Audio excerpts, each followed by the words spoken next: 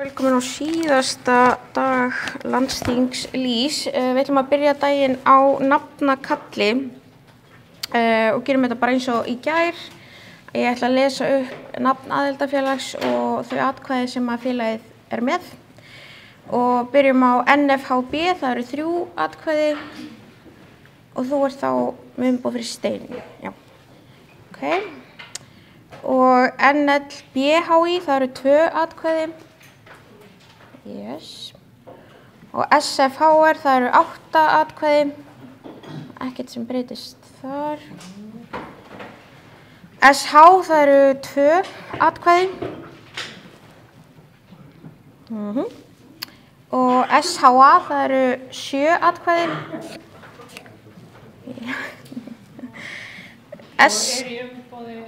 Já.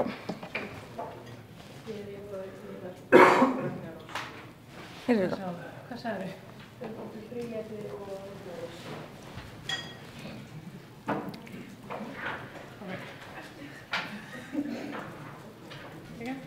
Ok. Og SHI 13 atkvæði.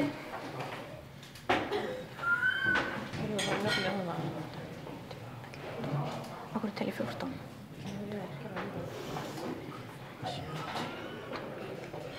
Ég tel 14. Ég líka. Við erum að telja 14 atkvæði.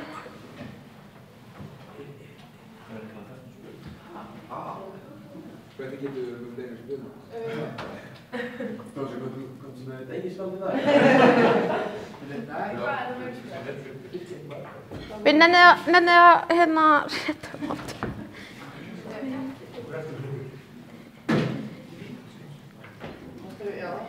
Það voru sko prentuð fleiri, þannig að ég veit ekki hvernig það komst í hendurnar einhverjum, en það var samt að skera einu post. Birkir er ekki vandræð, það hendur ekki með hennu. Hvað erum við ekki bara að tella upp nöfnin eða? Við erum ekki bara að lesa upp nöfnin sem eru. Viltu lesa nöfni sem að voru hérna í gær? Já.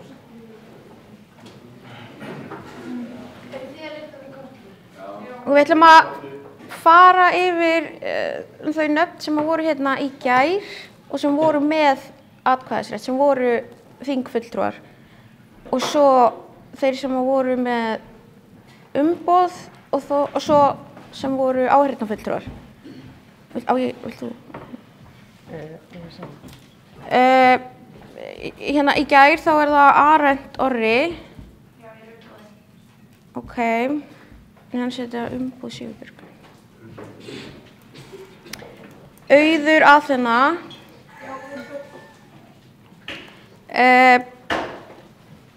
Friðrik Þór. Já. Ingibjörg. Já, það er þetta. Július Viggo, hann er hér. Katla Ólafs, það er þú. Og Maggi Snorra, hann er sjálfur. Magnús, hér. Já, ég ætla að fara yfir umboðið svo. Já. Já, ok, Kjartan Leifur og Sæþór Már, já. Sigurbjörg Guðmundsdóttir og Styrmir. Og Valgerður Laufey, já.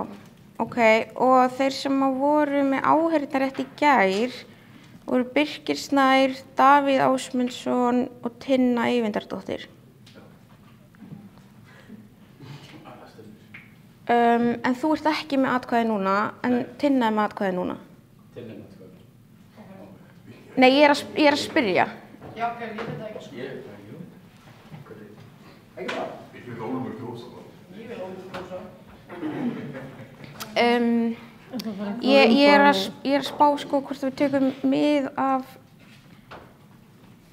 gærdeginum, en sko Arent er ekki hérna, þannig að, nei en Sigurbjörg, sorry, ég er með umboð fyrir hann, þannig að en það er þá eitthvað atkvæði hérna megin sem er óvikið.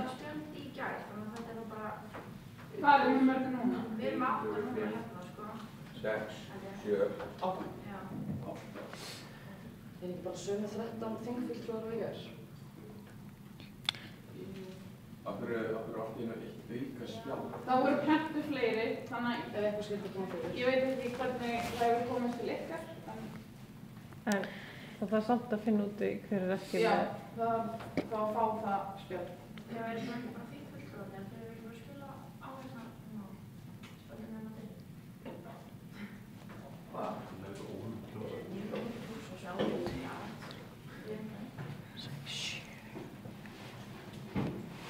Það meikar ekki sens að þið hafi verið með 8 í gær. Sko, það voru 8 spjöldin í gær, ég var alltaf rætt einhver 2 eða 3. En þú veist, þá var það bara einhver mistök, sko. Ég get Ok, þannig að þú ert ekki með umboð fyrir Arend og í staðinn kemur Tinna. Já, en það er ekki blá. Þannig að þú skilar einu atkvæði, þú ert bara að kjósa með þínu. Já, ég ætla að kjósa með mínu. Ok. Svona Getur Tinna ekki að Tinna. Er þetta rétt? Er ekki svona maður að segja?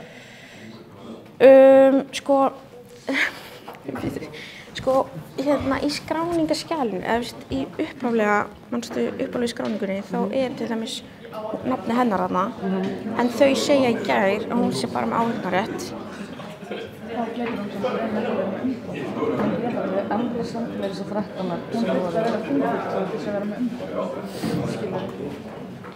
En sko, er ekki málið, skilur, þau skráðu þessi of mörg og svo var supposedly ákveðið í gær.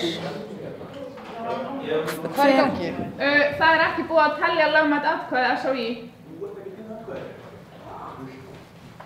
Bara svona láta þetta. Komið þið. Það voru bara að slá bjaldina. Ok, sko. Jú. Sko. Hérna. Við báðum Arend að lesa upp, að tilkynna hverju væru þingfulltrúar í gær. Það eru þessi 13. Já, ok, en þannig að Tinna er hérna á ekki hann, þannig að hún getur fengið atkvæði hans ef hann óskar eftir. Ef ég fæ skriflegt að hún Þú þarft að fá það skriflegt. Þú veist, ég þarf að fá tölvupóst. Þú veist, að... Dugar SMS. Já, það dugar. Já.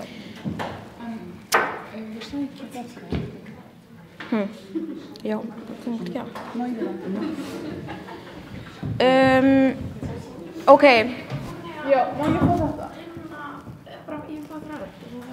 Já, en við þurfum að fá það skriflegt. Við þurfum að fá það bara sent, þú veist. En SMS dugar, eða... Eitthvað. Næs, ok.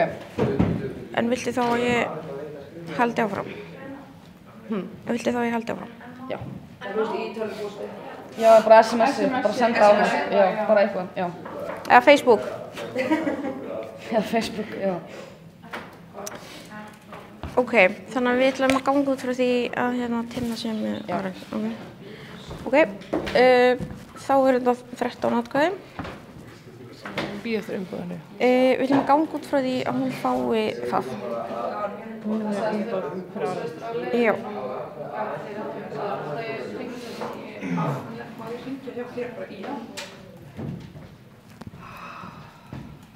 Hingraði þá.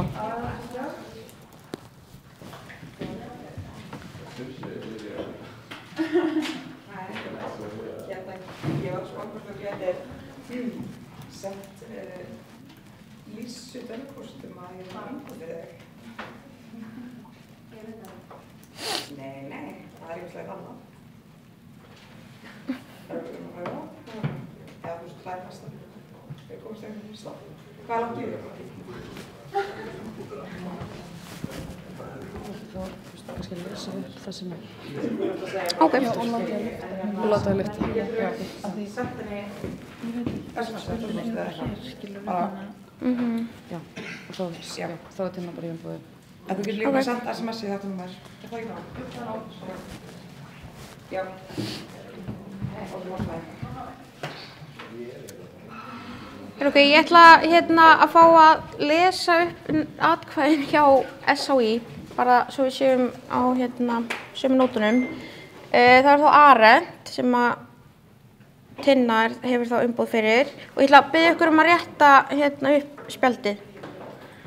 Ok, það er Auður, Friðrik Þór, Yes. Ingibjörg, Júlíus Viggó, Katla Ólafsdóttir, Kjartan Leifur, Maggi Snorra, Magnús, Sæþór Már, Sigurbjörg, Styrmir og Valgerður Laufey. Ok, takk. Þá er það SLHÍ með 2 atkvæði og Sýni með 2 atkvæði. Ertu komin með SMS? Já. Nei.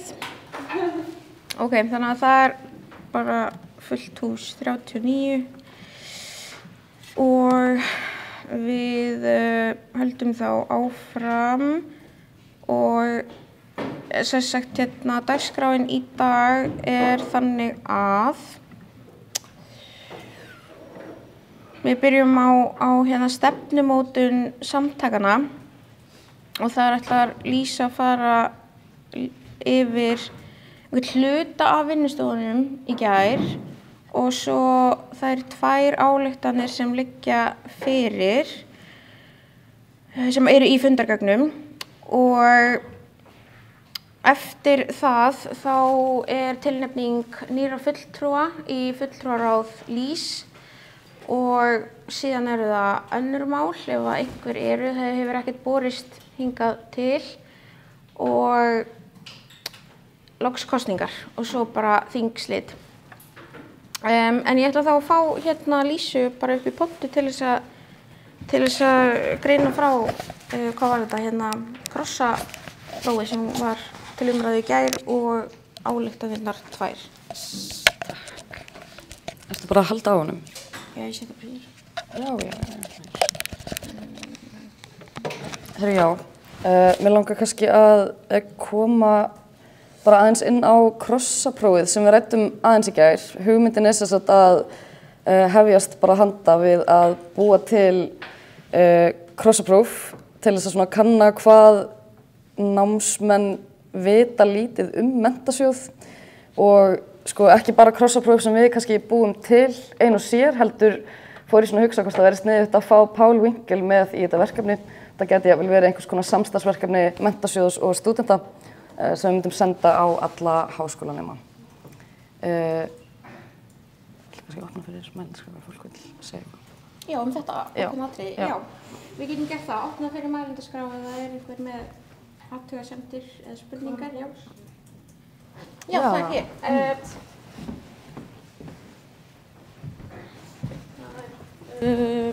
Nanna, Sýni og endilega samt. Hérna, já, ég ætla bara að segja, ég ætla að gefa fyrir bæði ekstra vægi að hafa Menntasjóðinn með þessu og ég veit líka að hann Páll Winkel er mjög pappaður í alls konar, þannig að þetta sé frábært.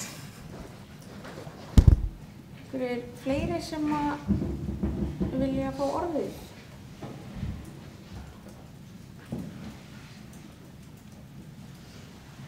Nei, þá lokum við fyrir mælindaskrá hvað þetta tiltekna verkefni varðar og fyrir í ályktanirnar.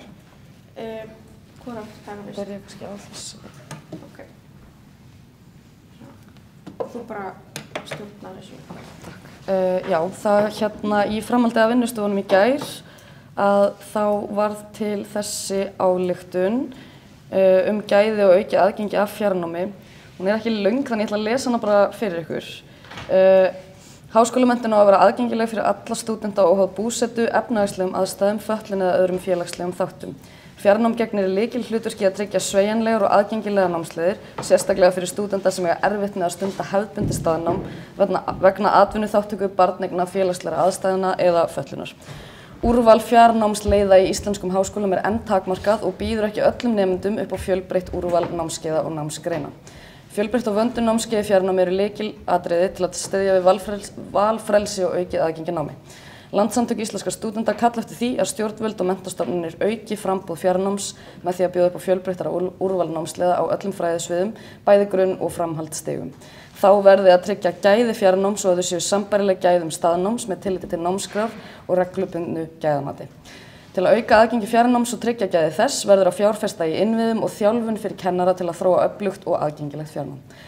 Að lokum er mikilvægt að tryggja að fjarnám sé aðgengilegt öllum, meðal annars með því að huga þörfum fatlaðra nemenda. Tryggja þarf þátttöku stúdenta í mótun, framkvæmd og mati á fjarnámsleiðum til að þær endurspegli raunverulegar þarfir og óskir nemenda. Þá hvetja LÍS, stjórnvöld, háskóla og aðra hagaðila til að viðurkenna fjarnám sem jafn gilda stoð í menntakerfinu og staðnám og tryggja sömu gæði og staðnám býður upp á. Ég sé að það er komin til, já, einmitt, þetta er rétt. Takk Maggi. Og það er kannski sterkara líka að segja bara landsamtök hér líka. Já. En við opnum þá fyrir mælendaskrá fyrir þessa ályktun ef að einhverju vilja taka til máls. Lilja?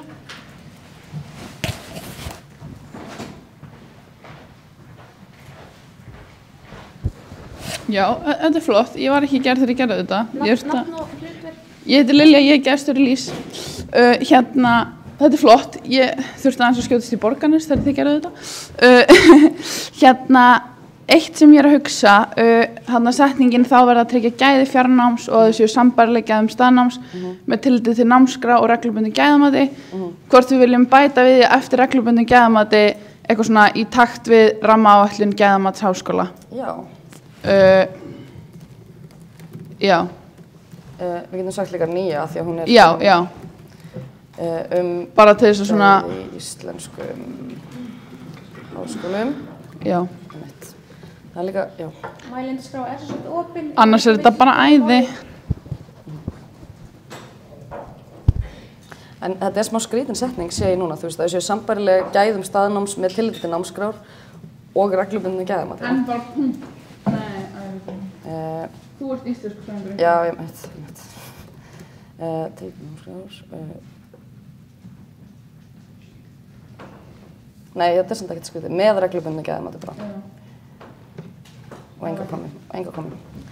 Ok, já. Sambærileg gæðum staðnáms með tilliti til námskrár með reglubundnu gæðamati. Mikil umsetning. Já, já. Viltu koma einhvers staðar? Nei. Það er ekki taka á ákvörðun. Nei. Eru fleiri sem vilja taka til máls? Ef ekki þá greiðum við atkvæði þessa ályktun áður en við förum í næstu sem mér sýnist best að gera. Þau sem eru samþykk þessari ályktun vinsamlegast réttu spjöldin ykkar.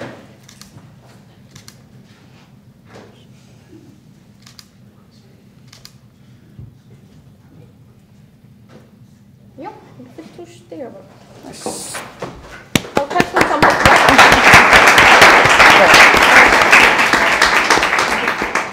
Og nú er það ályktun Menntasjóð námsmanna sem Lísa ætlar að útskýra líka. Já, hún er enn styttri en hinn, þannig ég lesa hana kannski upp fyrir ykkur líka bara. Háskólamálaráðherra hefur lagt fram frumvarp breytingar á lögum nr. 60/2020 Menntasjóð námsmanna. Breytingarnar eru í takt við þær kröfur sem stúdentar hafa haldið á lofti frá því frumvarp námslánakerfi kom til umræðu 2019. Ljóst er að nýtt lánasjóðskerfi hefur ekki uppfyllt yfirlýst markmið sín að auka gagnsæi framlags ríkisins til nemenda, að tryggja hagsmuni námsmanna betur en áður hafi verið gert og að sporna gegn því að stúdentar ílengist á óþurfi í námi. Sjá greinargerð með lögum nr. 60/2020. Þær breytingar sem nú eru lagðar til eru allar til þess fallnar að mæta þeim vanköntum lagana sem stúdentar hafa ítrekað bent á síðastliðin 6 ár. Sjá til dæmis umsagnir SHÍ frá árinu 2019, kröfur LÍS vegna endurskoðunar á lögum Menntasjóð námsmanna frá 2023, áherslur sína vegna endurskoðunar á lögum Menntasjóð námsmanna frá 2023 og áherslur SHÍ vegna endurskoðunar á lögum Menntasjóð námsmanna frá 2023. Ganga þarf enn lengra ef Menntasjóður námsmanna á raunverulega sinna hlutverki sínu sem félagslegur jöfnunarsjóður sem skal tryggja þeim sem falla undir lögin tækifæri til náms án tillits til efnahags og stöðu að öðru leyti. Stúdentar taka undir þær breytingar sem lagðar eru fram en krefjast þess að lögbundin heildarendurskoðun laganna verði ekki tafin enn frekar, samanber bráðabirgðaákvæði 8 í lögum 60/2020. Landsþing LÍS ályktar nauðsyn þess að sú vinna byggja á traustum grunni og að aðkoma stúdenta sem helstu hagaðila sé tryggð frá fyrstu stigum endurskoðunar. Og þá opnum við fyrir mælendaskrá. Það Maggi. Takk Lilja.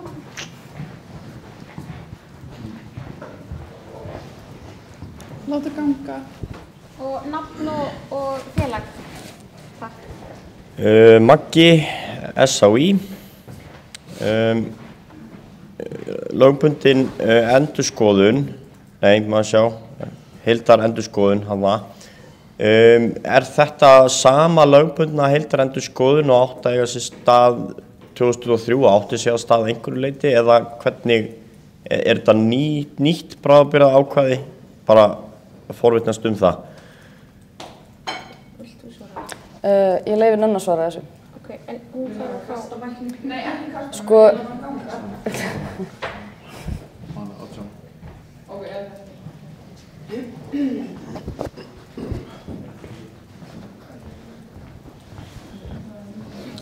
Sko, já, þetta sama bráðabirgðaákvæðið. Það tafðist, eins og við kannski vitum, það átti að koma í haust, loksins frumvarp, svo gerðist smá. Logi hefur talað að hann ætli í þessa heildarendurskoðun en við vitum ekki hvort að það gerist í lok kjörtímabilsins eða hvort hann ætlar að gera það á næsta ári og ég held að það sé bara mjög mikilvægt að gera það sem fyrst af því að við vitum alveg að það sem að gerist á síðustu önnum svona kjörtímabils fer yfirleitt ekki í gegn, allavega ekki þetta eru stór mál og já, ég ætlaði bara að segja, þú veist, hann hefur talað um að hann ætla að fara í þetta. Við erum í rauninni bara að tala um það gerast núna og hægt að tefja þetta.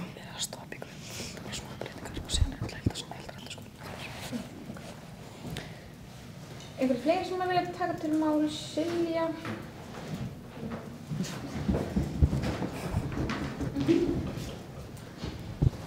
Og nafn og félag? Silja S.A. Ég er bara rétt að pæla hérna í grein nr. 2 ljóst nýtt lánasjóðskerfi. Ætti það ekki að vera mentasjóðskerfi að þetta mentasjóð námsmanna núna? Eða þetta ennþá það? Já, okay. það er talað bæði. Já, ok. Það var bara það sem ég var að pæla. Eru fleiri sem vilja taka til máls? Áður en við göngum til atkvæðagreiðslu. Ég skal bæta smá við. Já, gerðu svo. Já, þetta mjög mikilvægt að við segjum eitthvað mentasjóð á þessu landsþingi og þátttöku stúdenta í heildarendurskoðuninni af því að nú þetta frumvarp búið að fara í gegnum fyrstu umræðu á þingi og við erum hérna öll saman komin einu svona árið þannig mjög sterkt að það komi einhver ályktun frá landsþingi og svo þú veist af því að þetta frumvarp sem núna í þinginu það ekki heildarendurskoðun, það bara svona smá verið að stoppa í Vesturgötin og þá svo hætt við að heildarendurskoðunin fari bara neðst í bunkana því að þau eru nýbúin að þú veist koma með eitthvað frumvarp mentasjóð, þannig að já. Já, ég lóka þá bara formulega fyrir mælendaskrá og við ætlum þá að ganga til atkvæðagreiðslu og þau sem eru samþykkt þessari ályktun vinsamlega styrkti. Kvöldin, já.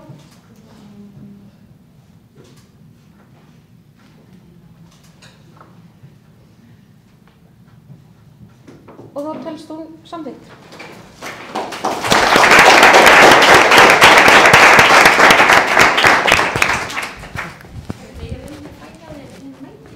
Já, ég glemdi honum.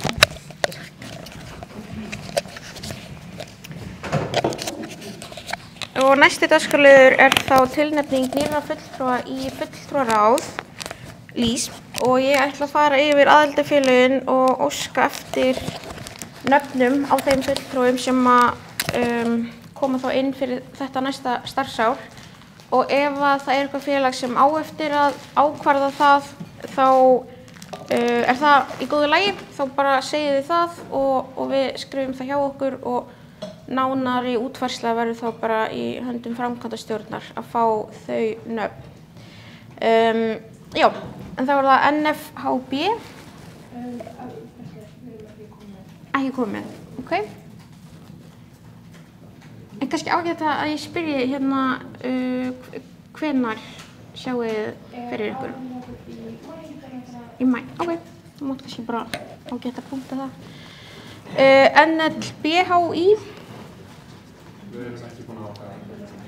Ok. Bara yfir ákvæðið. En höfum við áfram 2? Já. Ok. Eftir að finna þig. Ok, hérna, En við, liggur það fyrir í maí eða í vor eða í haust? Bara næstu viku. Ok, nice. SFHR?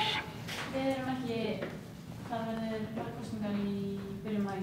Ok. Það verður klárt 15. maí. Ok. Og SH?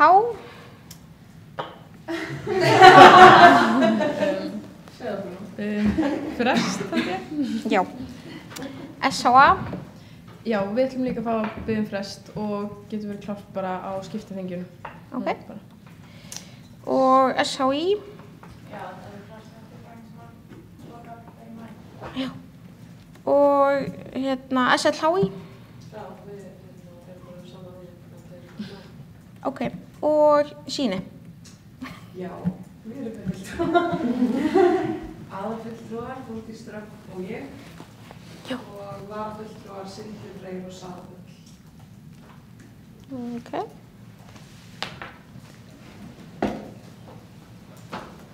Ok.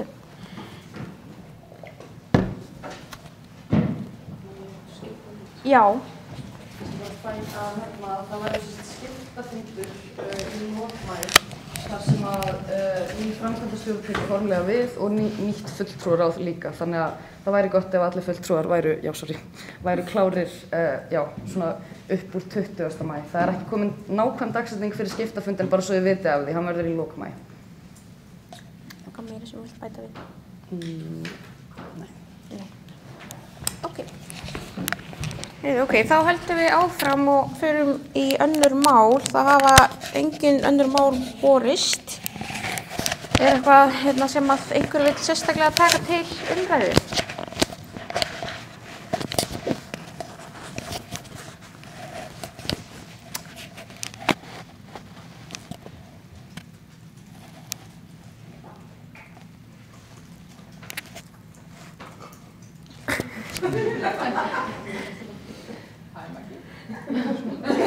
Maggi, já. Eru þið til í að rétta mækinn og nafn og félag?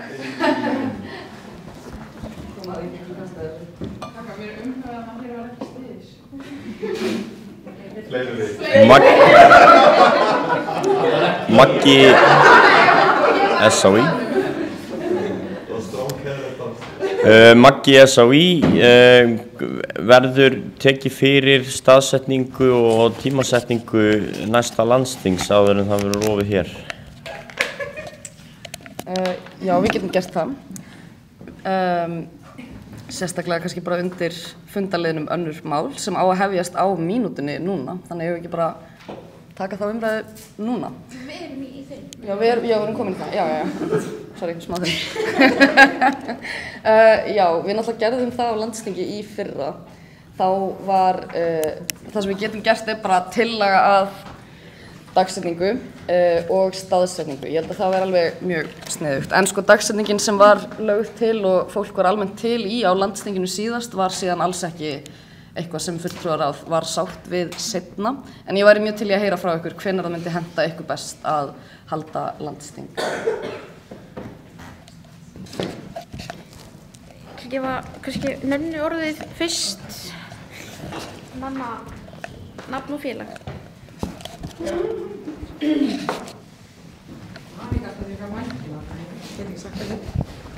Hæ, Nanna, Sýni. Það má kannski alveg ræða það hvenær sirka þetta myndi henta, en ég held að sé ekkert mjög gagnlegt að vera komið með tillögur að dagsetningum núna þegar það er að nýjar stjórnir að taka við hjá öllum og einmitt dagsetningar skolast svolítið mikið til með stuttum fyrirvara, þannig að bara væri kannski betra að taka eitthvað svona eins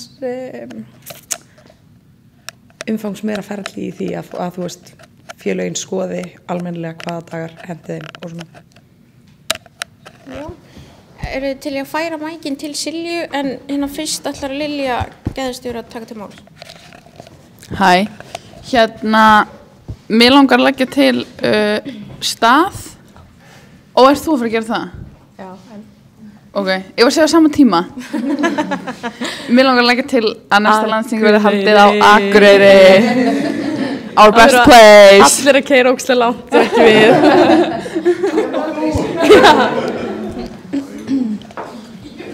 Okay. Það var það sem ég ætlaði að segja. Ok, þannig að ætlar þú að bjóða til því?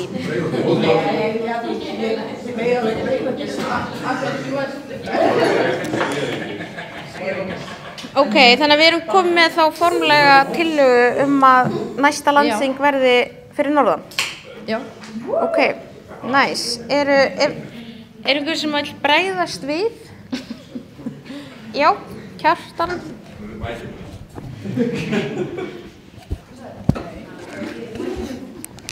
Mikið heiður. Ég vil ólmur að sorry, hef hann hér. Já, ég heiti Kjartan Leifur og ég frá SHÍ. Ég vil ólmur að þing verið í Reykjavík og veitum margar sem vilja það einnig. Ok. Til dæmis Tinnar. Varst þú að biðja orðið? Já. Ok, hérna Lilja fyrst og svo Nanna. Mér langar bara að segja í sögulegu samhengi þá er ekki verið hefð fyrir því en það er bara þingsins að ræða en já. Og Nanna?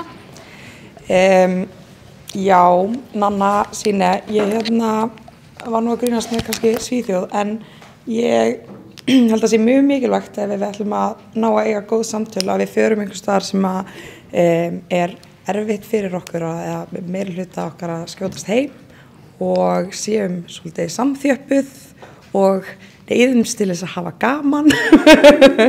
Þannig að já, ég ætla að vera mjög ósammála þessari tillögu og er hrifin af háa. Það er gott að vera það. Þar má líka kasta kallinum, mæknum. Það mátti síðast. Ok, ég ætla að vera að grínast. Eru fleiri sem að vilja taka til máls? Ok, nú spyr ég forseta vor. Hvernig viltu hátta þessu? Að þið verið með 2 tillögur hérna. Já, ég var alveg til í að kjósa Ok, við getum gert það. Já, það komast ekki. Já, ég held bara að sé að þetta er 2 formulega tillögur. Ok, þetta eru þá 2 formulegar tillögur. Annars vegar að vera á Akureyri eftir ár og hins vegar að vera í Reykjavík. Áður en að við þá greiðum þessa tillögu atkvæði þá langar mig kannski bara að bjóða flutningsaðilum eða tillöguberum ef að þau vilja einhverju bæta við. Bara áður en að þetta verður svona formlegt.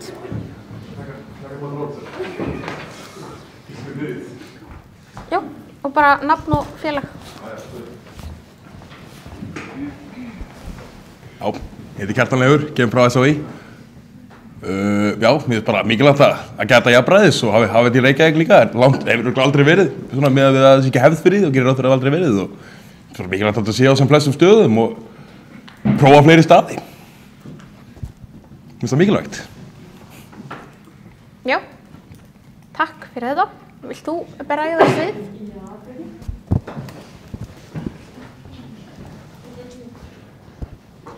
Já, ég held að það sé bara mikilvægt líka með það gæta jafnræðis og passa að skiptast á og vera á ekkert alltaf saman stöðum og mjög gott að hafa þetta einmitt á svona stað þar sem að allir þurfa að vera saman og, eða þú veist, þurfa og ekki þurfa en að allir eru bara í sömu búblunni og allir kynnast þá miklu betur og verður miklu nánari hópur heldur en þú veist þegar allir fara bara hvipinn og kvappinn. Og við héldum landsþing LÍS á Akureyri fyrir 2 árum núna, þannig að næsta ár eru 3 ár frá þetta var síðast á Akureyri.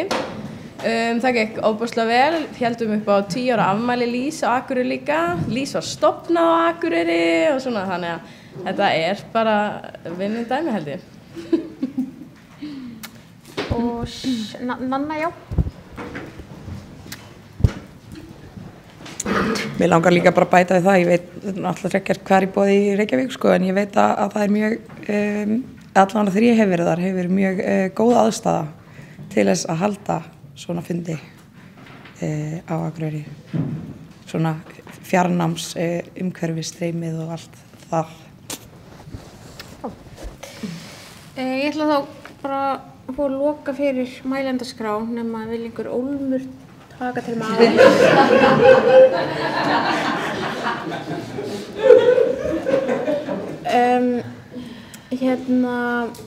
Já, ef við þá bara ganga til atkvæðagreiðslu.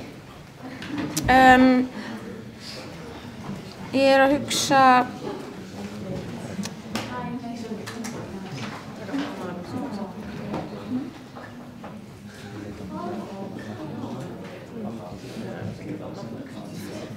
Nei.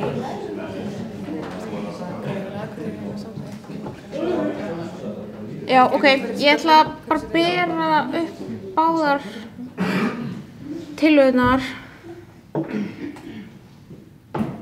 Það er langt síðan ég hef gert það. Og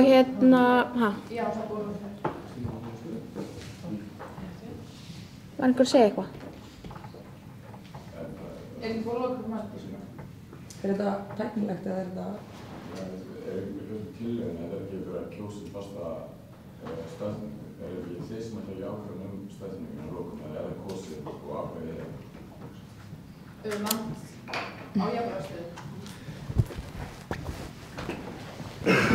Sko þetta er rétt, landsþingsnefnd getur eins og í fyrra var talað að þetta ætti að vera á Hólum, svo þegar landsþingsnefnd fór að grennslast fyrir og sá að það voru aðstæður voru þannig að það var ekki mögulegt, þá hafði hún heimild til þess að ákveða. Þannig að já, það er alveg rétt sko. En þetta er svona það sem landsþingsnefnd myndi ganga út frá, myndi ég segja. Já, en við getum til þess að gera þetta formlegt þá bara lagt til að sú nefnd taki þetta sérstaklega fyrir, er það ekki? Bara til að hafa það þá formlegt. Mjög góð ábending. En við gerum það þá. Þannig að þau sem eru samþykk því að landsþingsnefnd ræði þessar tillögur nánar, vinsamlega stréttu upp spjaldið ykkar.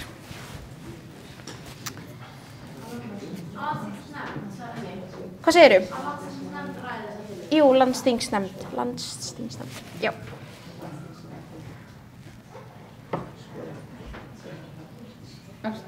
Ok, þannig að mig vantar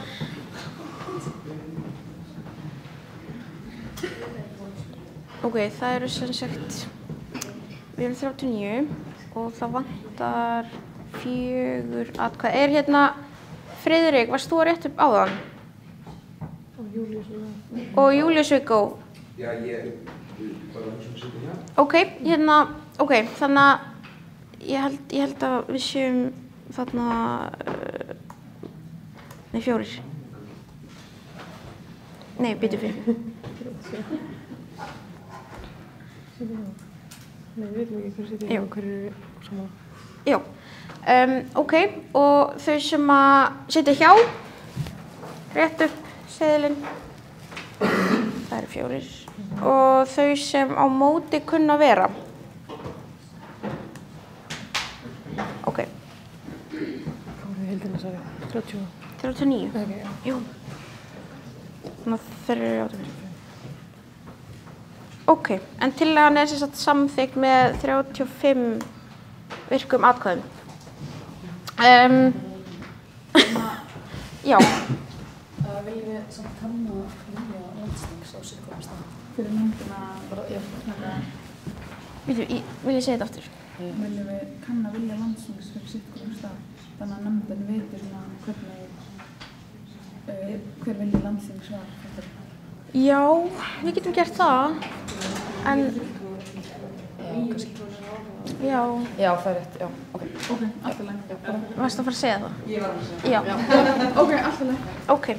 Þá höldum við áfram og næsti dagskrárliður eru kosningar og já. Mér langar bara að óska eftir Bíddu. kannski. Já. Mér langar að óska eftir að við tökum kannski 5 mínúna pásu fyrir það. Já, sko það er ekki í fundadagskránni, þannig að svona formlega leiðin er í rauninni þá að kjósa að taka okkur hlé. Við erum á undan dagskrá, sko. Bara, Já, það er alveg rétt. ég er bara að meina þannig að fólk geti pissað og aðeins. Algjörlega. Fengið sér kaffi. Ég held að 5 mínútur séu fínar, en til að hafa þetta löglegt og formlegt og allt það, þá bara þau sem eru samþykkt í að taka 5 mínúta hlé. Og það er samþykkt og þið hafið 5 mínútur þá.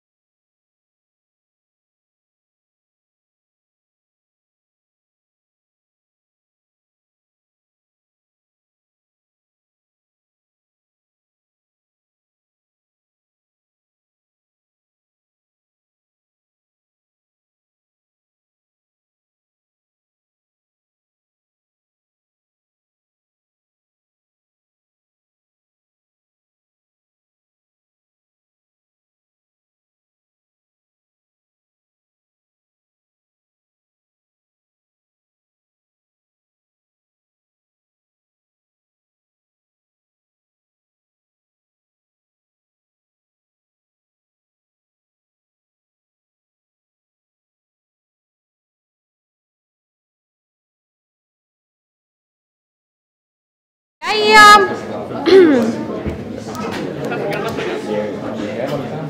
Já, eftir hlið. Hvað er tölum? Á því að við tókum okkur hlið þá þarf ég víst að gera nafnakall aftur og ég byrja á NFHB, 3 atkvæði. Yes. NLBHI, 2 atkvæði. Yes. SFHR, 8 atkvæði. SH, 2 atkvæði. SHA, 7 atkvæði. SHI, 13 atkvæði.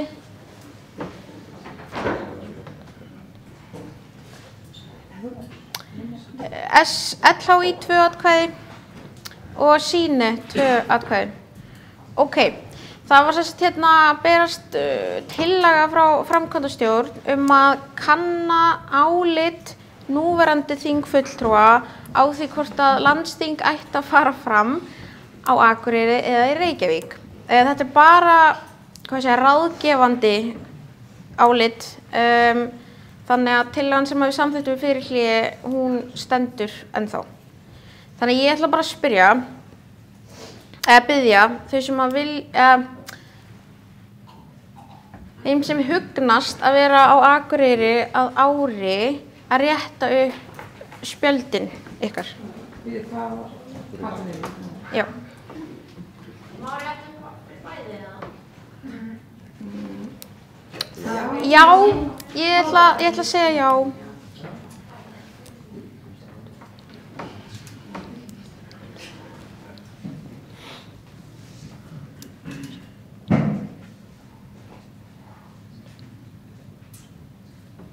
Ok, þetta eru 39 mínus 4. Já.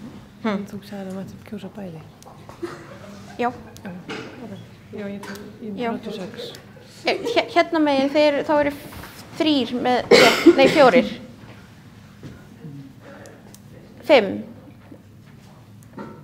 Friðrik, Vallý, Sigurbjörg, Sæþór og Júlíus Vigó. Ok, þá eru 39 mínus 3. Skilurðu mig? Já, þú erum með það. Ok,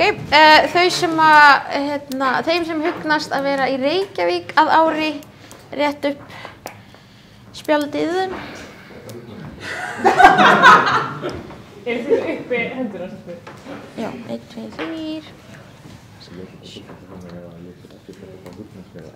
11, það ekki? Ok, frábært, takk fyrir þetta. Þá förum við í kosningar næst og ég ætla að biðja kjörstjórn að stýra þessum dagskrárlið og sjá hann alfarið. Þannig að ég ætla alfarið. Þannig að ég ætla að fá þau hérna upp og það er Júlíus, Andri, Sigurbjörg, Guðmundsdóttir og Maggi Snorrason. Og sko þið bara, já. Ekki að halda á þessu bara. Jú. Okay. Og ég held ég hafi, þú kannski bara ákveður, þú vilt unfrísa. Já. Og þið ákveður hvernig, já, ok. Ætlaðu þú að, já, það ekki, takk. Góðan dag. Já, við skipum kjörstjórn. Þessi kosning hún að því leyti frábrugðin öðrum kosningum sem hafa átt sér stað á landsþinginu að hvert aðildarfélag fær bara 1 atkvæði í kosningu til framkvæmdastjórnar. Þegar framboðin eru, sem sagt, það hafa borist framboð í öll hlutverk og 2 í 1 af þeim. Þið getið séð framboðin inn á Drive-möppunni, þar eru kynningabréf og ferilskrár frambjóðanda og vonaði séu búin að kynna ykkur þau vel. Það er hægt að kjósa 1 eða setja hjá og hljóti einstaklingur ekki kjör í kosningum þá má hann, sá aðili bjóða sig fram í þeim, sem sagt, í þau hlutverk sem á eftir að kjósa í. Þannig að við byrjum á forseta og svo förum við niður. Þess vegna þurfum við að kjósa hvert og eitt embætti sér og við bjóðum svo hverjum frambjóðanda að koma hingað upp, kynna sig og taka svo við á móti og svara spurningum úr, frá þinginu. Kosningin rafræn.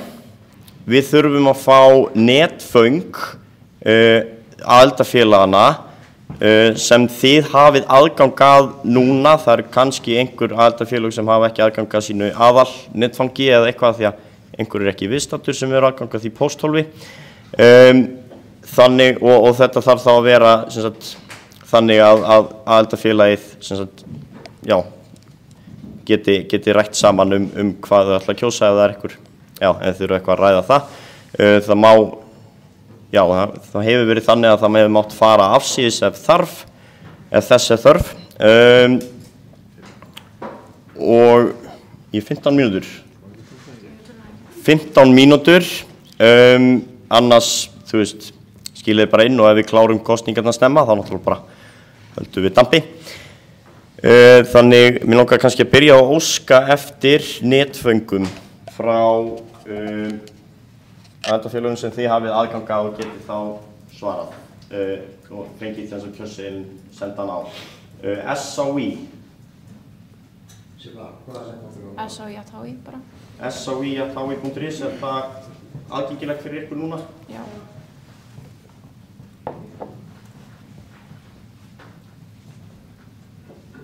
Sýne. Sýne@sýne.is.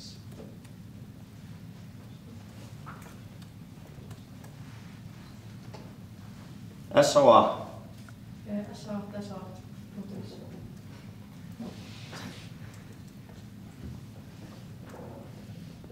Og ekki HA heldur SAA. Já.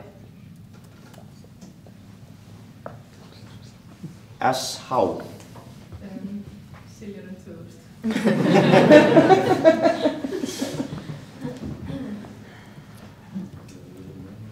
Siljarún 2000 @gmail.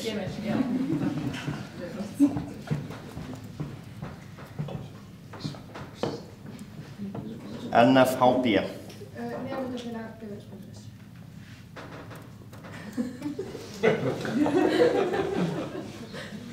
Nemendafélag.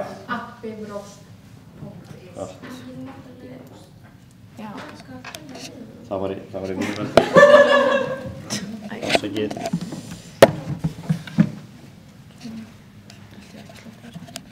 Nemendafélag@bifröst.is. NLBHI. Nemendafélag@lbhi.is. Nemendafélag@lbhi.is. SLHI.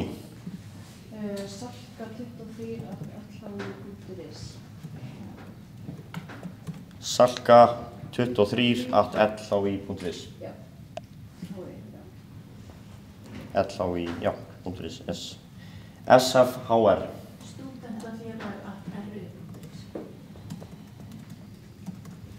@ru.is. Stúdentafélag@ru.is.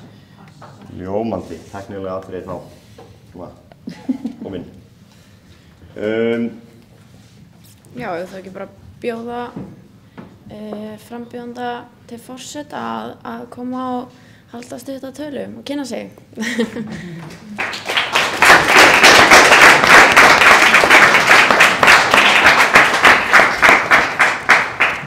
Það er snúin svona eða svona. Ég klemma hann bara á mig og vona það besta. Bara hér. Já, slappur það. Já, sæl veriði. Lísa heiti ég. Þið þekkið mig vonandi öll eftir helgina. Ég að sækjast eftir endurkjöri forseta því að mér finnst einhvern veginn eins og ég hafi verið rétt byrjuð að vinna þegar starfsárið var síðan búið og ég held að það sé mjög gagnlegt sérstaklega akkurat núna að vera með forseta sem þekkir til og getur bara farið beint í að heyja öfluga hagsmunabaráttu nú þegar það er pólitískur vilji til þess. Ég búin að mynda mjög góð tengsl við helstu valdhafa sem tengjast okkar málaflokkum og mér langar bara ótrúlega mikið að fá að halda áfram að starfa í ykkar umboði.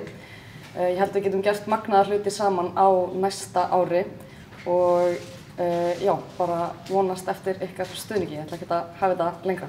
Takk.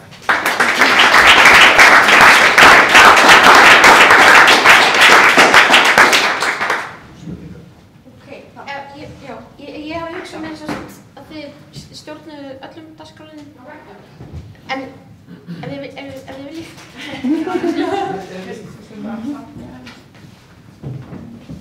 Ég veist bara hvað er þetta að sitja? Nei. Á ég að maður stóla? Já. Já, takk. Já, núna munum við senda út jú, Lísa. Já. Kannski þú tekur um þetta spurningum ef einhverjar eru. Ég get það, já. Þið getið sett einhver á mælendaskrá. Er einhver spurningar? Já. Júlíus.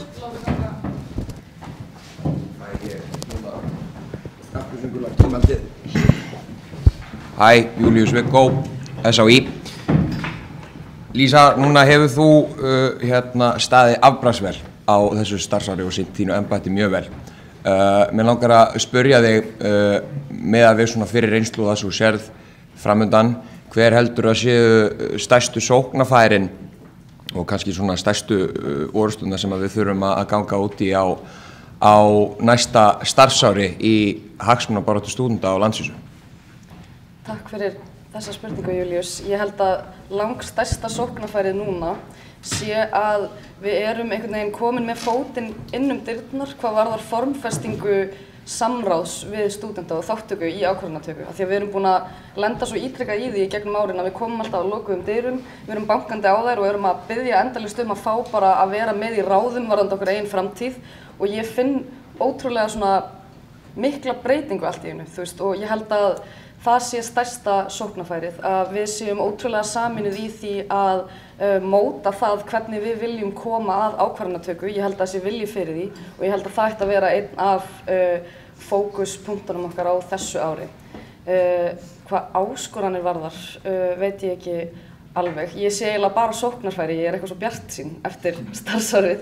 En kannski áskorun ársins verður bara að við vinnum öll saman, þú veist, og náum að mynda þverpólitíska samstöðu. Mér þykir það hafa gengið ótrúlega vel á þessu landsþingi og ég vil bara þakka ykkur fyrir ótrúlega málefnalega helgi, sérstaklega ykkur SHÍ-liðum sem komu beint úr kosningabaráttu. Bara þakka ykkur fyrir, þannig að ég sé líka bara mjög mikið sóknarfæri í því. Já. Fleiri spurningar?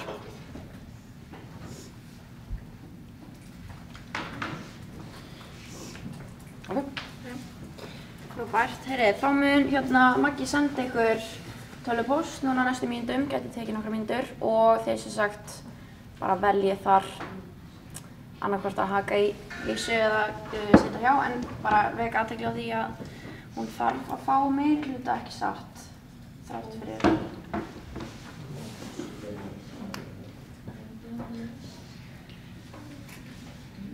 Síðu yfir sælar meirhluti greiddra atkvæða hlýtur engin kjör. Já. Það þarf. Já. Okay. Það var líka með að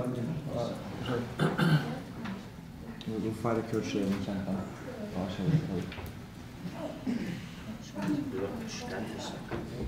Við erum búin að gera það.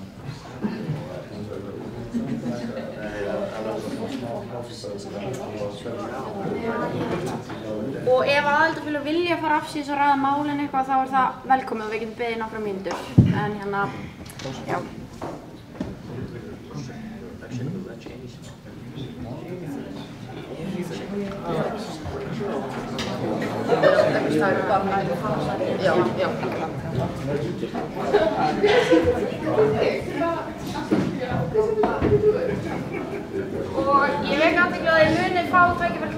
praxís á eftir fyrir önnur embætti líka, þannig að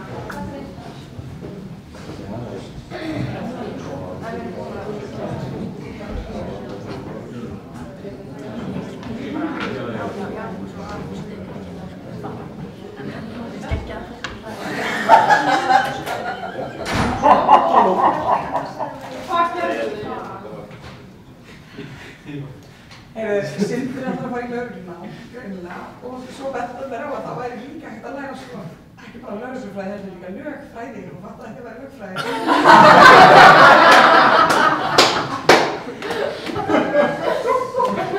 Og samt er hann verið svona einn.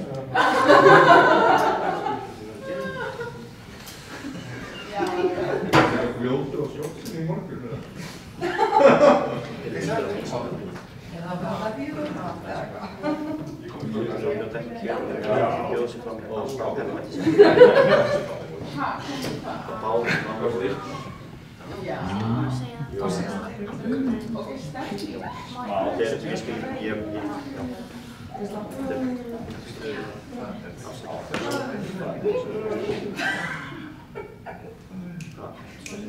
ekki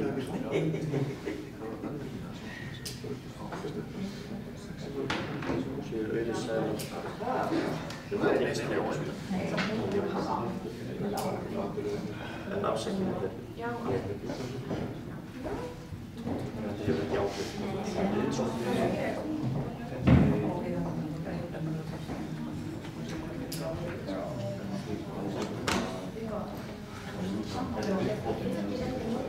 En við getum þá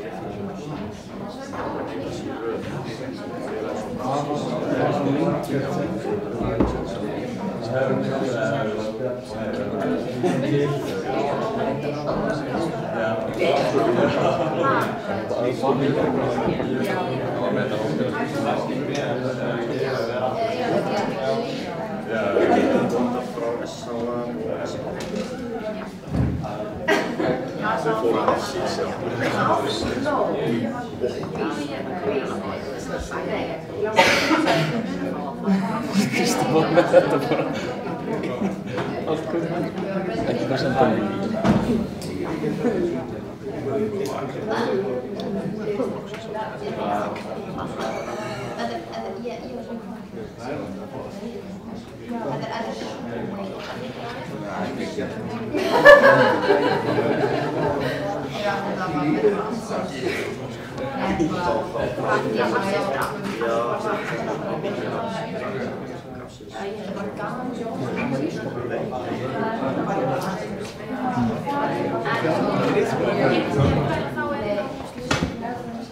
Já, hann var náttúrulega alveg það var enginn sem var að tjekka á þetta hann var bara sitja hjá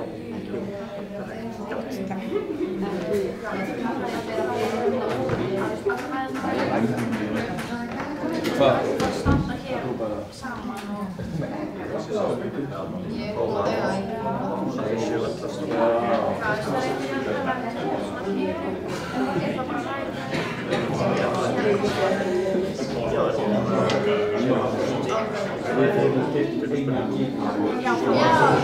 Talandi Birgir, talandi ég fannst það endur það já,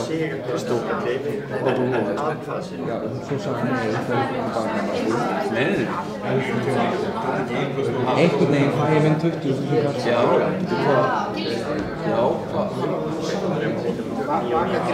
Vaka greiðir ekki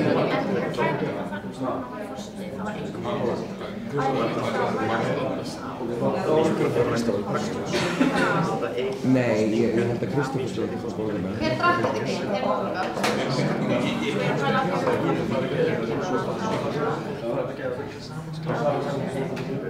Viktoria Allavega, Birgir, ég er fyrir skoðana að ég borgaði bara fyrir þessa genflösku vegna þess að ég var á stæmi og svona fyrir vesinu í kortinu. Einhver ykkar á bara að borga mér og síðan greiða á þessu máli hvort að vanga ég ekki borga.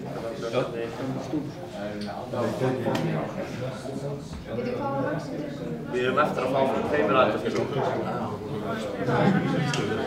Já.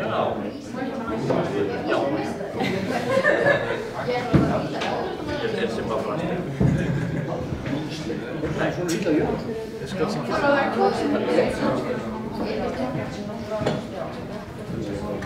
Eru Birgir? Ég auðra mig. Klára. Við erum ennþá að bíða eftir tveimur aðildarfélögum sem fóru afsíðis. Á mínum bíl. Ég skal leggja það eftir það. Þegar Birgir búinn að leggja inn á mig fyrir genið.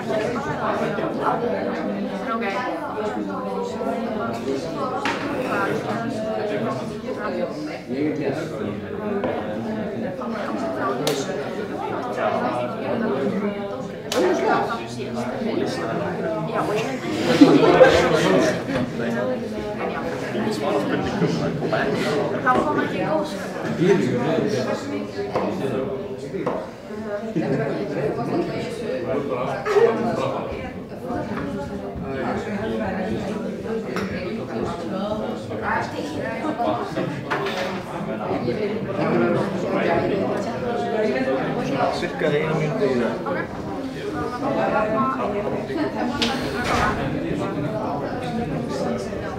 Eruð þið búin að ákveða hvort þið ætla að fella kónginn?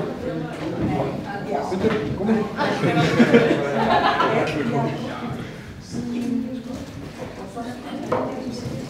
Hann var að breyta fólkinu til þess að... Er ekki breyta forma á það?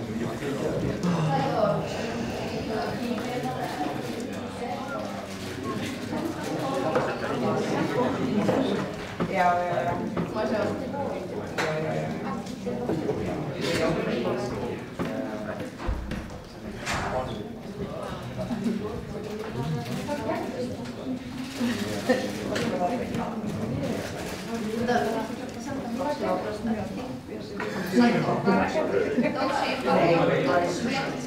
Þannig hann að greiða.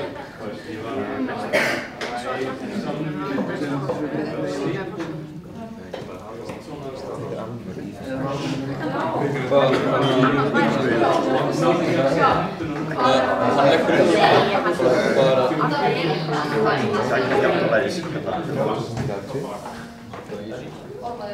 Hvað er það? Banki 370? Já, Böðból 20.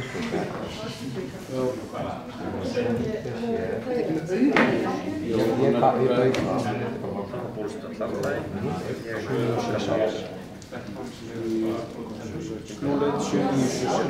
Vá, þetta var alveg.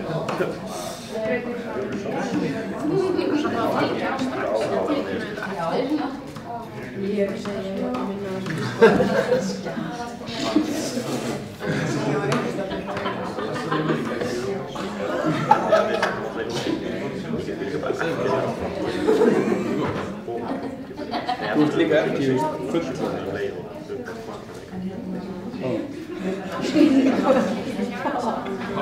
Fókjörnaður eins og ég hef bara skrúað með það.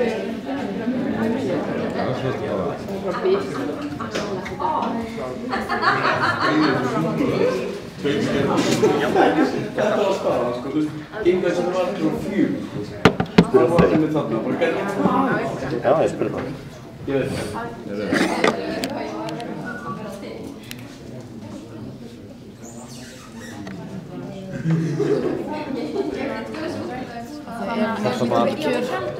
Þetta var smámiskilningur, það bara framboð best ekki.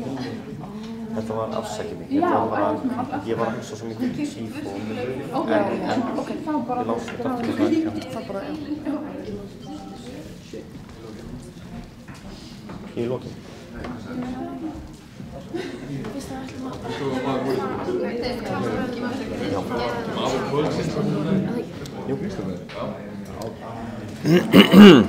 Afsakið.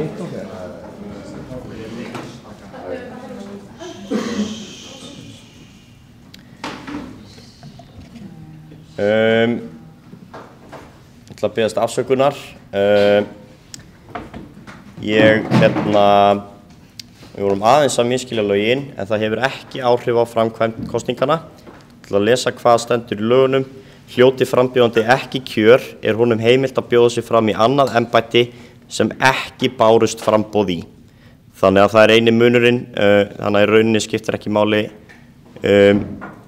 hvort einhver komist inn, hann fær ekki tækifæri til þess að bjóða sig fram aftur. Þannig að röð embættana skipta ekki jafn miklu máli og við biðjumst afsökunar á þessu, en þetta hefur ekki áhrif. En við ætlum að tilkynna niðurstöðurnar þá í lokin. Ætlum að biðja frambjóðandi til varaforseta að koma. Já. Má ég koma með tillögu eða? Eða bara við tökum... Tæknilega. Já, bara við tökum allar kynningar.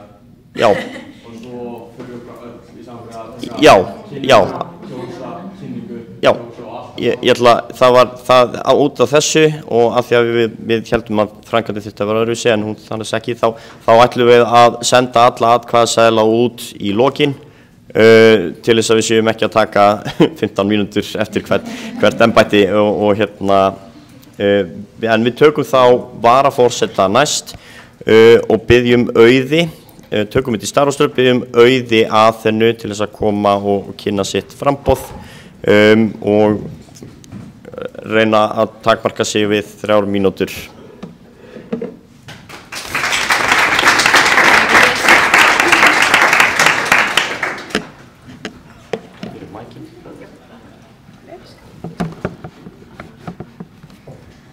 Já, halló öllsumur. Ég heiti Auður Aþena Einarsdóttir og ég er hér á landsþinginu sem fulltrúi SÁÍ og eins og kom fram hér áðan er ég að bjóða mig fram til varaforseta LÍS. Ég er mjög kunnug störfum LÍS en á undanförnum 2 árum hef ég setið bæði í lagabreytinganefnd og jafnréttisnefnd samtakanna. Báðar nefndir auðvitað gríðarlega mikilvægir í starfi LÍS og ég hef ekkert nema góða hluti að segja af starfi þeirra og upplifun mínum af skipulagi og verkefnum sem við höfum tekið okkur fyrir hendur í þeim. Ég vil sérstaklega taka fram reynsluna mína af lagabreytinganefnd en í gegnum það starf hef ég, eins og kannski við að búast, öðlast mjög góðan skilning á lögum samtakanna sem og núverandi verklagsreglum. Þessi viðfræði 8 tíma fundur tryggði það að ég mun aldrei gleyma þeim verklagsreglum. Og það er einmitt lykilatriði að kunna góð skil á lögum og störfum lagabreytinganefndar í starfi varaforseta sem einmitt samkvæmt lögum LÍS gegnir hlutverki formanns lagabreytinganefndar. Ég er svo engin nýgræðingur þegar kemur að hagsmunabaráttu námsmanna. Árin 2019 til 2020 sat ég í stjórn Sambands íslenskra framhaldsskólanema sem eru systur samtök LÍS og starfa mjög svipað og LÍS. Þar tók ég virkan þátt í réttindabaráttu nemenda meðal annars í gegnum COVID-faraldurinn sem eins og flest vita kom mjög harkalega niður á nemendum, alveg sama á hvaða skólastigi þau voru. Í gegnum störf mín hjá SÍF kynntist ég ótal nemendum í allskyns nemendafélögum, bæði stórum og smáum og í allskyns ólíkum aðstæðum líka. Ég er því vön að vinna með fjölbreyttum aðildafélögum og styðja þau í sinni baráttu, hvort sem það kynhlutlaus klósett eða stærri verkefni eins og fjárhag eða jafnvel sameiningaviðræður. Þessi reynsla tel ég nýtast mjög vel í því hlutverki sem varaforseti gegnir sem tengiliður aðildafélagana við LÍS, eða satt stjórn LÍS. Í störfum mínum jafnt innan sem utan hagsmunabaráttu hef ég lagt mikla áherslu á skýra og skilvirka samvinnu. Ég hef undanfarið 2 ár starfað sem stuðningsfulltrúi, stundakennari og frístundaleiðbeinandi í Dalsskóla í Úlfarsárdal. Ég hef starfað sem útringistýra í forsetaframboði og var leiðbeinandi í tæknilega sem fullorðna. Öll þessi störf eiga sameiginlegt að reyna á samskiptafærni, þolinmæði og skipulag. Eiginleika sem ég tel ómetanlega í hlutverki varaforseta og sem ég hef tileinkað mér í lífi mínu og störfum. Ég hef metnað, reynslu og bara einhvern áhuga á að efla LÍS og vinna með öllum aðildafélögum. Og ég er tilbúin að vinna með ykkur til að gera það. Kæru þinggjastir, ég brenn fyrir ykkar hagsmunum Því hagsmunir eins háskóla hafa áhrif á þá alla. Ég hlakka til að eiga áframhalda þessi samtal við ykkur öll og hvet ykkur eindregið til að nýta tengslin sem við höfum myndað hér á þinginu sem og kraftinn sem að fylgir LÍS sem samtökum. Takk fyrir mig.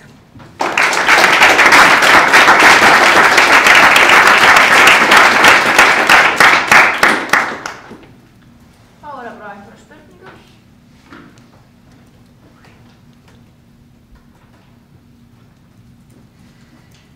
Guðni.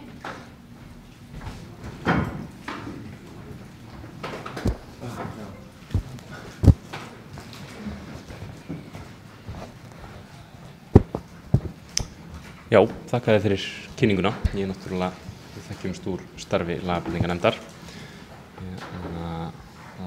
Þetta starf sem það en svo líka hlutverk varaforseta LÍS svona var einhvern tímann samvinna við stöðu ritara. Þannig að kannski mín spurning bara hvernig ert ég að skrifa fundargerðir? Hvað ertu mörg orð á mínútu? Og já, ég svo sem þarf ekkert að spyrja út í lagabreytinganefnd og kunnáttu inn í lögunum, það alveg. Sko, það virðist vera skilyrði til að vera varaforseti að kunna ekki að gera orminn. Allavega ekki stór áfallalaust. Já, en allavega bara finnst þér, ritararhlutverkið þægilegt. Já, ég ætla samt að byrja á seinustu spurningunni. Ég kann ekki að gera orminn og ég ætla ekki að reyna það. Að skrifa fundargerðir, ég skrifa alveg nokkuð margar fundargerðir, góð í íslensku, ég er í námi í grunnskólakennslu með áherslu á íslensku, þannig að ég vona að það sé allt rétt stafsett og góð málfræði í öllu sem ég nota. Ég er ekki með orðafjöldan á mínútu en hann er alveg frekar hraður. Ég held að framkvæmdastjórnin yrði rosalega ánægð með hversu vel gerðar og flottar fundargerðir ég mun rita. Já, takk, þetta svar spurningum minn. Voru einhverjar fleiri spurningar?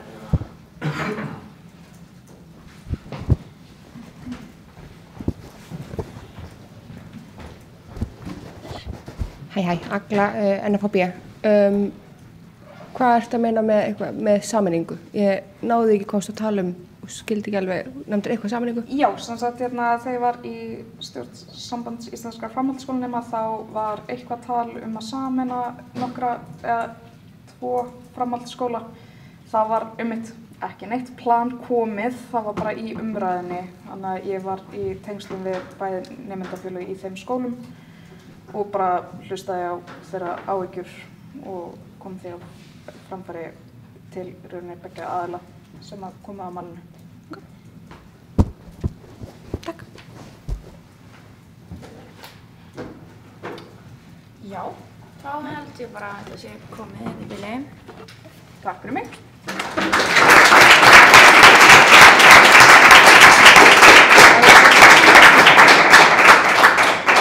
Þá ætla ég að bjóða Steinu Talju Jónsdóttur Claessen að koma hingað og kynna sig og taka móti spurningum. Já, það getur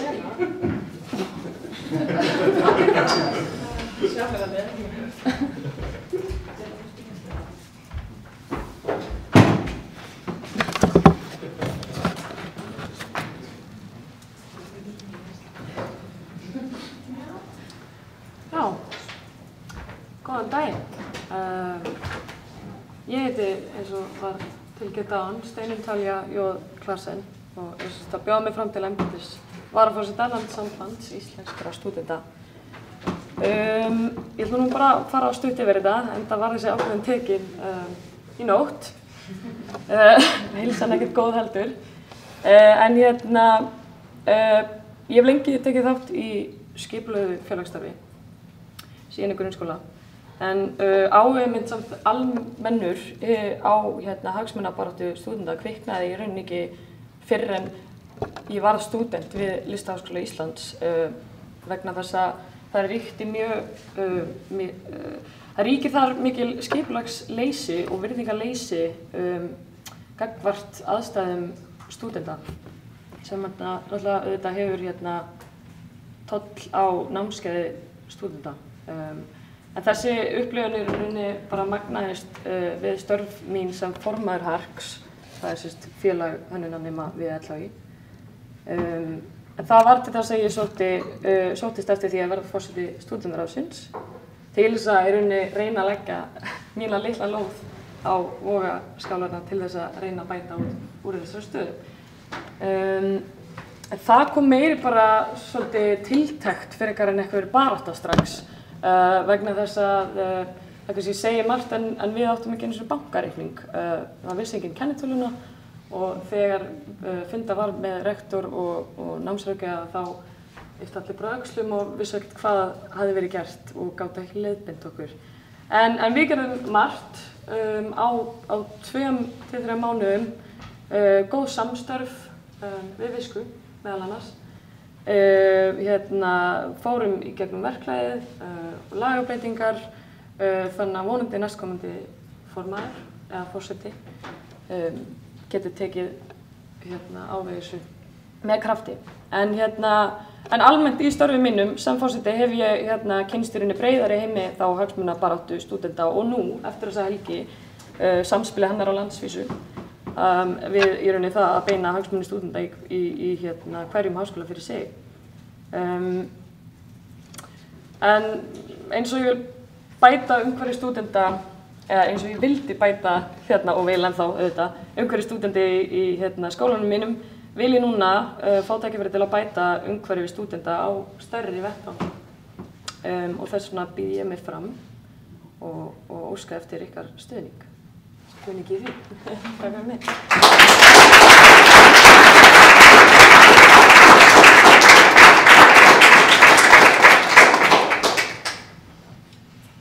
Spurningar? Já.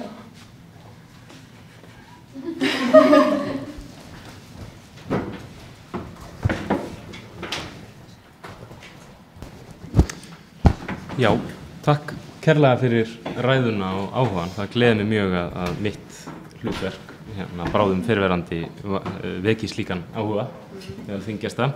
Ég kannski varpa bara svipari spurningu til þín, ég gerði áðan, varðandi bara ritun fundargerða og orð á mínútu og kannski líka varðandi bara ég ætlaði nú að reyna að komast hjá því og reyna bara að gleyma því út lífið, en það er víst ekki hægt. Já, bara það er svo sem engin sérstök stefna varðandi lagabreytingar, það þarf alltaf að fara yfir lögin á hverju ári, það er ekki skylt að breyta þeim, en það er skylt að renna yfir þeim. Þau eru heldur löng og endurtaka sig oft. Á þessu ári hef ég lagt mikið upp úr verklaginu aðalega, en það er margt eftir lögunum sem þarf að tjekka á.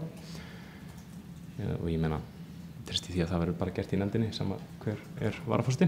En þá kannski bara varðandi ritun fundargerða, alls ekki hvað þetta var langt. Já,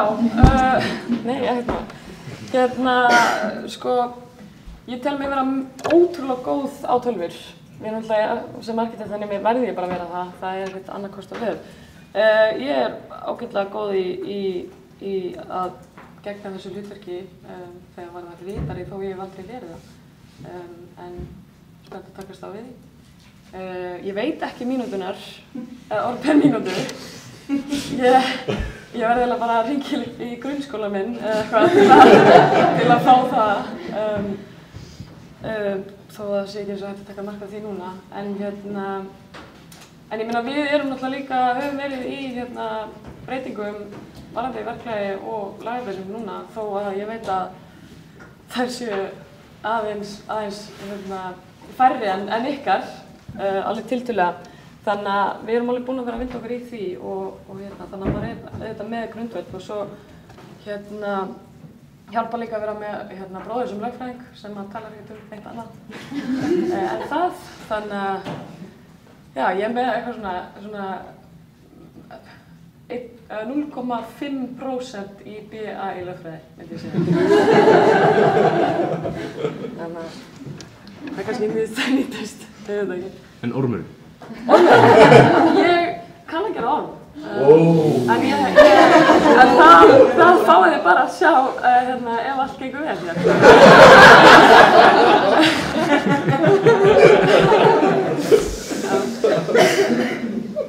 Djapt. Já. Bara takk fyrir.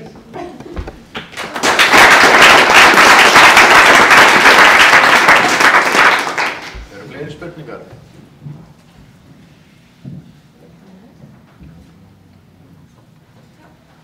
Bara þakka þér fyrir þetta. Takk hérlega fyrir mig.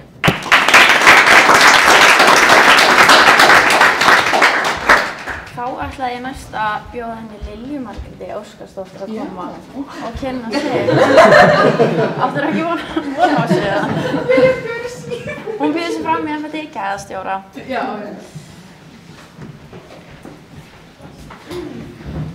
Jú, sko, ég vissi alveg að ég bauð mig fram.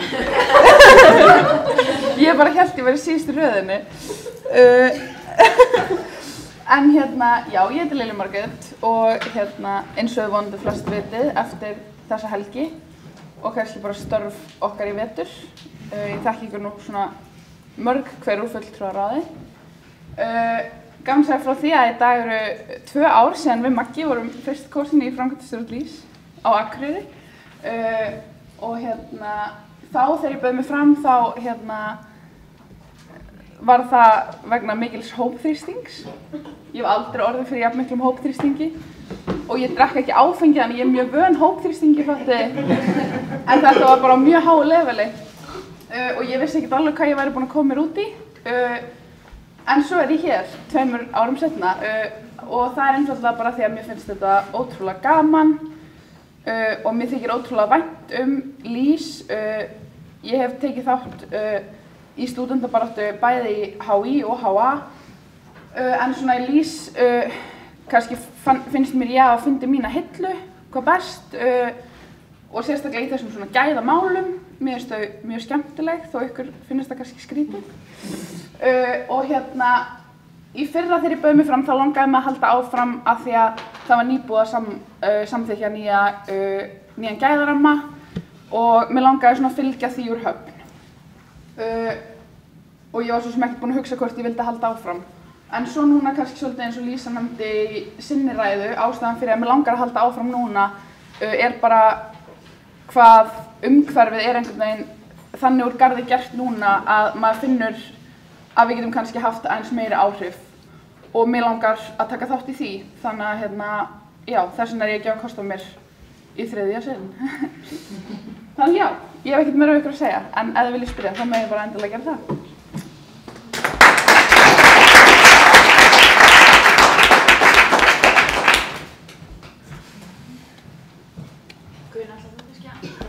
Já, ok. Herðu, eins og fyrr var rætt, þá vorum við að fara í verklagið og þá kom fram að það væru svona 6 mismunandi lagabálkar sem gæðastjóri þarf að hafa á hreinu samkvæmt verklagi. Það var eitthvað lög opinbera háskóla, gæðastefnur allra háskóla á Norðurlöndunum. Það er í verklagi. Það er í verklagi. Það er svona útleið, skilst mér. Það var mikið samráð við gæðastjóra hvað það var þar. Ég ætla ekki að spyrja þig einhverjar svaka beitta spurningu upp við, ég ætla bara að spyrja þig hvað er svona,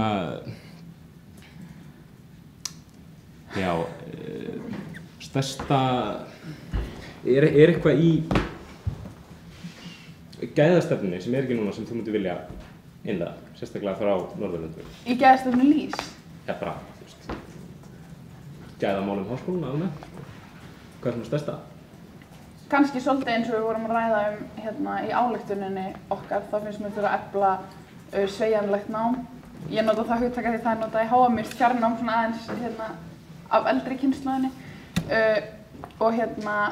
En svo finnst mér líka mikilvægt að kannski minni skólarnir, eins og Talía nefndi áðan, þú veist, LHÍ, ég þekki aðeins til Hóla og svona þessar minni stofnanir Mér finnst þær þurfa meira aðhald og ekki bara frá gæðamati háskólana heldur bara almennt til þess að sinna réttindum og hagsmunum þeirra stúdenta.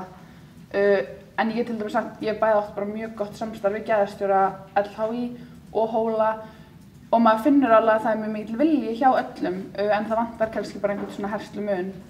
En það ótrúlega gaman að geta þá einhvern veginn reynt að vera svona brúin þar á milli. Þannig að það verður gaman að gera eitthvað meira í því.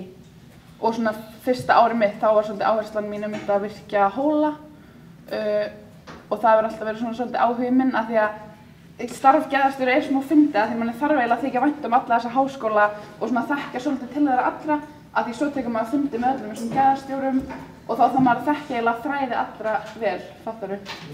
Þannig að það svona skiptir mig svolítið miklu máli.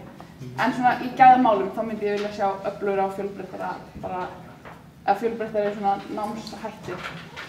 Það svarar spurningunni. Já, bara mjög vel.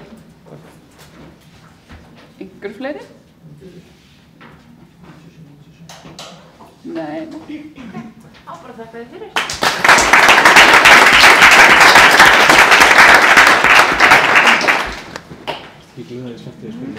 Já, þá það framboð til embættis jafnréttisfulltrúa. Það hún Íris Björk Ágústsdóttir sem ætlar að kynna sig.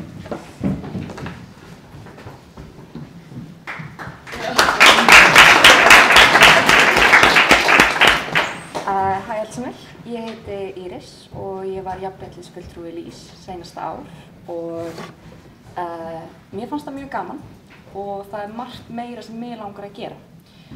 Hvernig það hefur verið í jafnréttisfulltrúunum, það oft svona ákveðin fókus. Árið undan mér þá var mjög mikið fókus á réttindarónju. Í ár þá tók ég sérstaklega fyrir Student Refugees. Þetta frábært verkefni og það hefði verið að gera margt meira. En ég mjög ánægð með það sem náðist. Við náðum að þrefalda fjölda sjálfboðaliða, gera þjálfun, setja inn almennilegar upplýsingar, byrja góða samskipti við viðeigandi stofnanir. Og ég bara mjög ánægð með afraksturinn og hlakka til að halda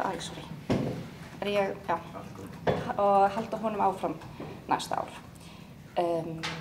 Það samt meira sem ég langar að gera. Mér langar núna líka að skoða sérstaklega bara upplifun nema og vera þá í sambandi við skóla og nemendur í skólum, gera könnun aðgengismál, jafnréttindi og það eitthvað sem ég brenn fyrir. Ég brenn fyrir jafnréttindum, mannréttindum og hef gert það bæði innan og utan háskólans. Ég ætla ekki að hafa þetta mikið lengra nema að segja einhverja sérstakar spurningar því að þetta svona áhersla mín. Já, takk fyrir.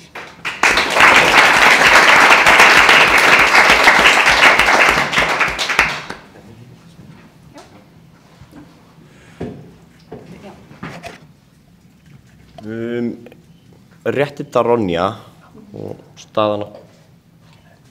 Já, Maggi, SHÍ, ekki með kjörstjórnarhattinn, heldur bara ég. Já, réttindarónja og sem snýr svolítið að aðgengismálum innan háskóla.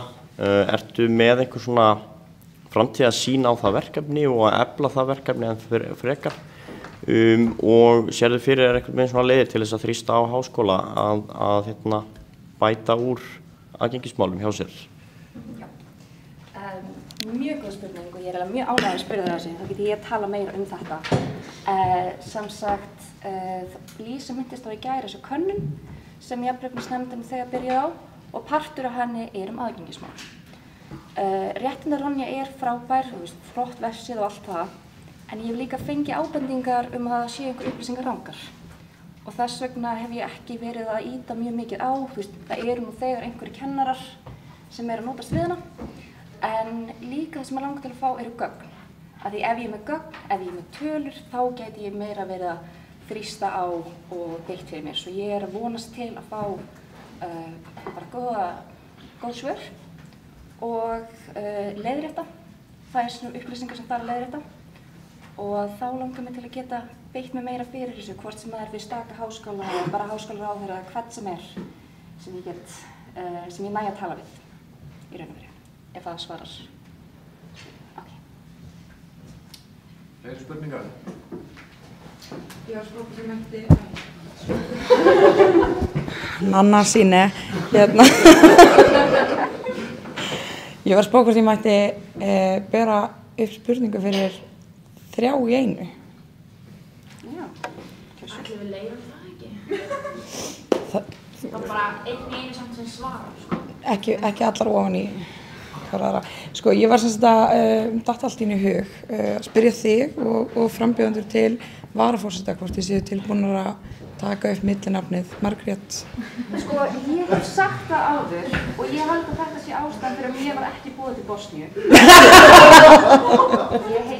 Ég er að skoða möguleikana að breyta nafni mínu í lögulega Íris Margrét. Vonandi næsta landsþing verður það komið. Það var kannski útskýra fyrir einhverjum. Já, grínið. Við erum sérst með Lísu Margréti, Þóri Margréti og Lilju Margréti í stjórn. Margrétarstjórnin og ég bara hérna. Mjög leiðilegt og eins og ég segi, þú veist, þau skipulega heila ferð án mín. Engar særa tilfinningar sko, ég er ekkert bitur yfir þessu. En hérna, svo ég er að skoða þetta, þú veist, hvernig jafnrétti skilja þessi allar á sama grundvelli ef ég verð Margrét. Já, það er svarið mitt. Bara svara þessu, hérna, ég er ekki beðum aftur í varaforseta, en ég er sterklega í það, takk. Lofa að þú fyrir ekki að skipta. Ég vinstu bara. Já. Talía SLHI. Hérna, sko, ég er náttúrulega bara fyrsta lagi með allt og langt nafn til að byrja með. Steinunn Talía Jónsdóttir Klassen, þú veist, það er alveg hægt að bæta, þú veist, þetta er orðið það lágt að það er hægt að bæta, en þá verður þetta bara skammstafur, þú veist, þá verður þetta bara, þetta verður Steinunn TJCM, skilur við. Þannig að, þú veist, skilur við, en ég þarf sem dagins að kynna mér hvað er á bakvið þessari Margréti hérna sem ég talið um. Það er eiginlega Árni, ég tek hana að mér. Það er hvað? Það er krafa. Ok, þá er náttúrulega bara verið að gera það. Allt fyrir lýs.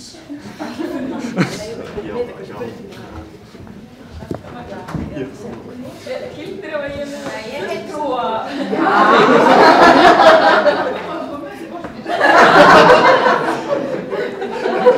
Já.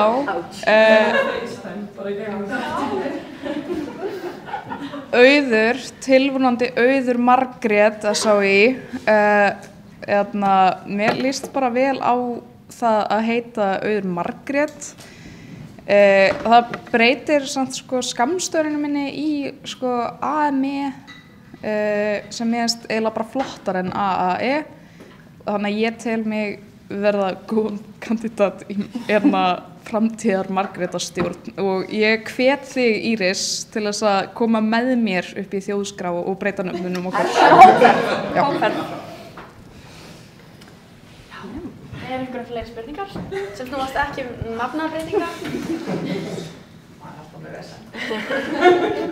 Herri, ok, þá bara ætlum við að klappa fyrir.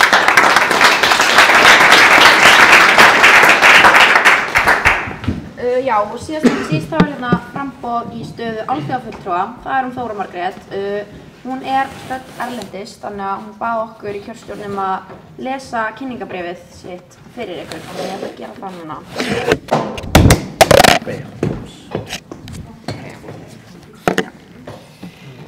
Sæl kæru fulltrúar og aðrir, undirrituð sækir stöðu alþjóðafulltrúa. Ég er meistaranemi við Háskóla Íslands og ég hef gegnt stöðu alþjóðafulltrúa LÍS starfsárið 2024 til 2025. Þetta ár hefur hreint út sagt verið frábært og það hefur verið yndislegt að vinna með Lísu og Hjalta sem og öðrum í framkvæmdastjórn. Það hefur verið gaman að sjá verkefni sem LÍS hefur tekið þátt í stækka en ég tók þátt í annað sinn við undirbúning og var borðstjóri fyrir þjóðþing ungs fólks sem LÍS stóð að ásamt Ung ÖBÍ og LUF. Einnig hef ég komist meira inn í alþjóðastarfið en meðal annars mun ég mæta á mitt 4. BM sem er stjórnarfundur European Students Union í vor.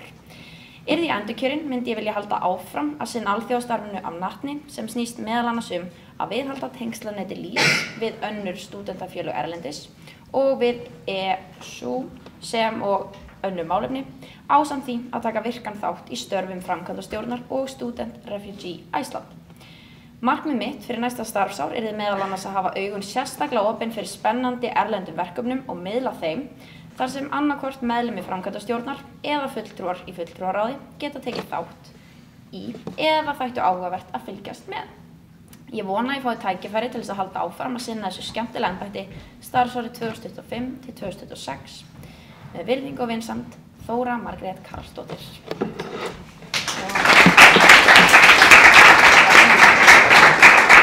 Ef þeir eru með spurningar þá get ég svarað þeim en ég get ekki svarað þeim vel. Og ekki fyrir, ég mun ekki taka neina ábyrgð fyrir hana Þóru, þannig að ég kannski sendi henni bara messenger eða eitthvað er. En núna sem sagt ætlum við að gefa ykkur svona það bil kortur til að fara afsíðis og ræða saman og síðan bara hittust við aftur hér og þið kjósið sagt. Við munum senda út til ykkar seðla.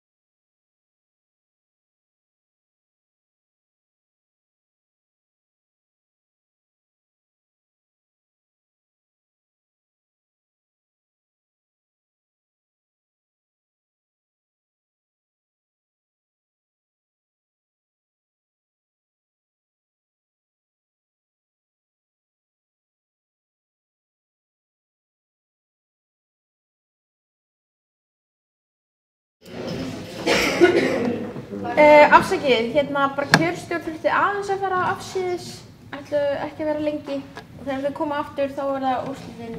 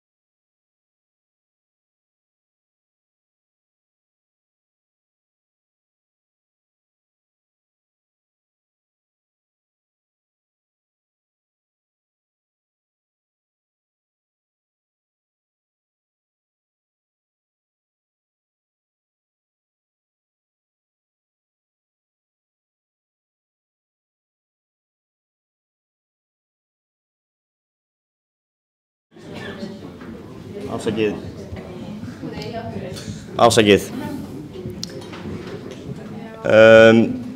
Út af hlutdrægni þá hef ég ákveðið að segja af mér á kjörstjórn og gefa orðið til hérna.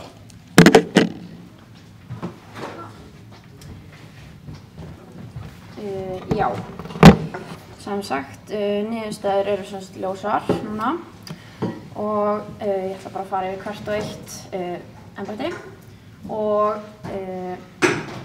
forseti hefur verið kjörinn og það er hún Lísa Margrét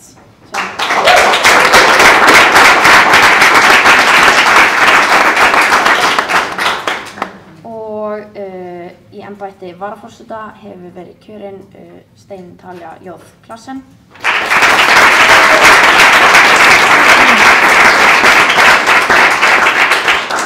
og kjör í embætti jafnréttisfulltrúa hlaut Íris Björk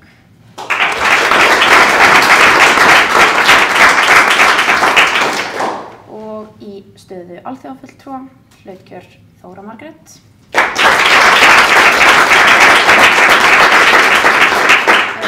en já, sú staða sem komin upp að í embætti gæðastjóra þá náðist ekki meiri hluti atkvæða þannig að samkvæmt lögunum þá þarf að opna aftur fyrir framboð fram að skiptafundi í það embætti. Þannig, já. Ef spurningar, þá erum við alveg tilbúin að svara þeim. Já, og sem sagt, frambjóðendur með að sjá sem sagt hlutföll og þingfulltrúar geta óskað eftir því en það er ekki hægt að sjá hverjir kusu hvað. Þannig að ef þið viljið koma að máli við okkur á eftir þá er það ekkert mál en ég heldur við munum ekki tilkynna það hérna fyrir framan alla heldur bara ef það eru ákveðnir einstaklingar sem að vilja fá frekari niðurstöður. Þannig að já, við bara þökkum fyrir okkur og já, er eitthvað meira sem við þurfum að segja eða nei? Bara til hamingju þeir sem hlutu kjör.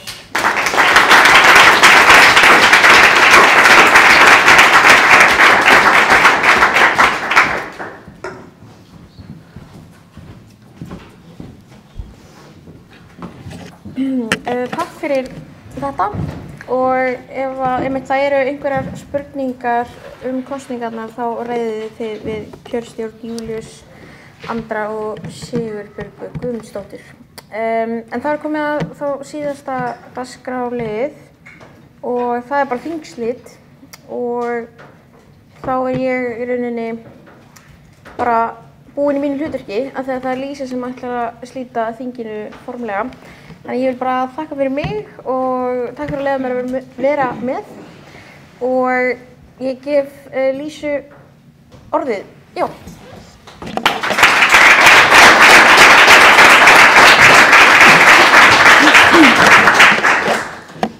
Já, takk kærlega fyrir traustið. Ég hlakka til að vinna áfram náið með ykkur. Það er komin hádegismatur svo ég ætla að hafa þetta mjög stutt. Mér langaði bara að þakka fundarstjóra og fundarritara kærlega fyrir vel unnin störf. Klöppum fyrir þeim.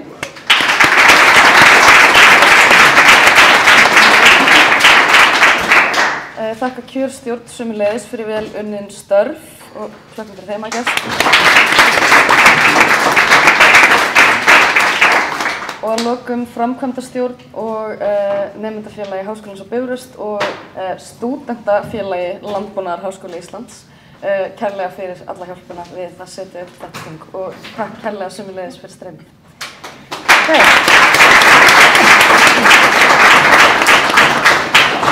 Þingið er slitið og það er hádegismatur í boði fyrir ykkur niðri. Takk kærlega fyrir frábæra helgi. Á slaginu 12:40! Yes! Yes!